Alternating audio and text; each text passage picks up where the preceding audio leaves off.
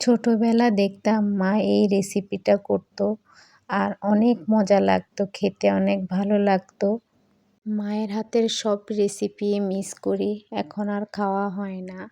তো মায়ের হাতের সেই রেসিপিটা আমি করব, সেটা হচ্ছে লাল শাক আর কচুরছড়ি।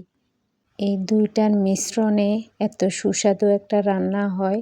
অনেকেই বলবেন এটা কোনো রান্না হলো নাকি? অবশ্যই একবার খেয়ে দেখবেন।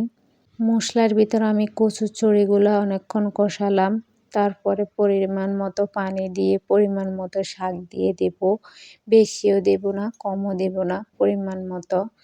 তো এটা আমি সিদ্ধ হওয়া পর্যন্ত অপেক্ষা করব। আমি এই রেসিপিটা মাছ দিয়ে রান্না করব আর লাস্টে ধনিয়া পাতা দিয়ে দিব টেস্ট বাড়ানোর জন্য। আর এই তরকারিটা এত মজা হয়, আমার বাচ্চারা তো অনেক পছন্দ করে। আলহামদুলিল্লাহ।